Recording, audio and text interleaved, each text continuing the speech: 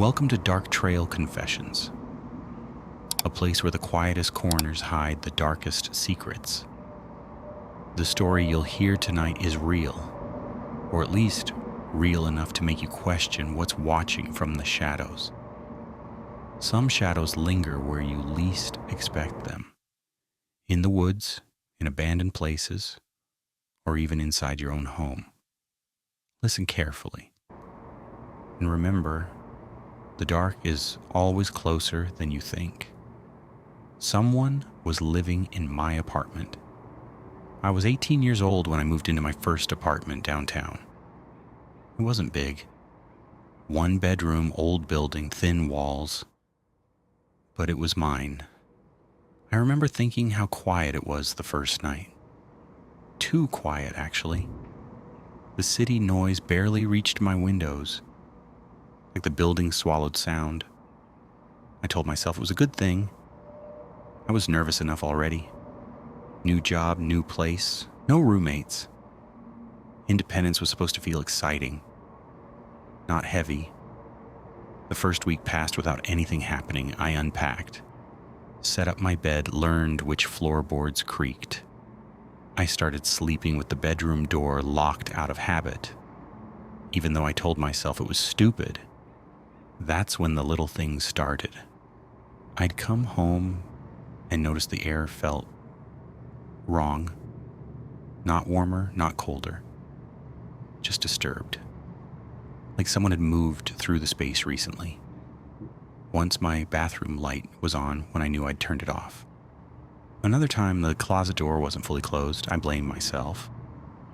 Stress, forgetfulness, being on my own for the first time, but then things started moving. My phone charger changed outlets. A mug I always kept by the sink appeared on the counter across the room. The trash bag was tied when I knew I hadn't taken it out yet. Still, I told no one. I didn't want to be the scared girl imagining things. About 2 weeks in, I met my neighbor. He lived across the hall. Mid-30s, maybe older. Quiet, always polite. He smiled a little too long when we talked, but I told myself I was being judgmental. He helped me carry a box once, asked if I was settling in okay. That night I heard footsteps above my ceiling. Slow, careful, not walking, pacing. I checked the hallway. No one. The sound stopped the moment I opened my door. The next morning I noticed something under my bed. My suitcase had been moved. I hadn't touched it since moving in. It was pulled slightly toward the center of the room, like someone had dragged it out and pushed it back in a hurry. I slept on the couch that night. A few days later, I woke up to a text from an unknown number. "Are you home?" I didn't reply. Another message came through seconds later. "Please tell me you're not home." My stomach dropped. I typed back, hands shaking, "Who is this?" The response was immediate. "You live in 3B, I live in 3A. You need to leave, now." I froze. Then the next message came. "He's under your bed." I don't remember standing up. I don't remember grabbing my keys. I just remember being outside barefoot, phone shaking in my hand, breathing so hard it hurt. I called the police from the stairwell. They arrived within minutes. 2 officers, calm, professional, asking me to slow down.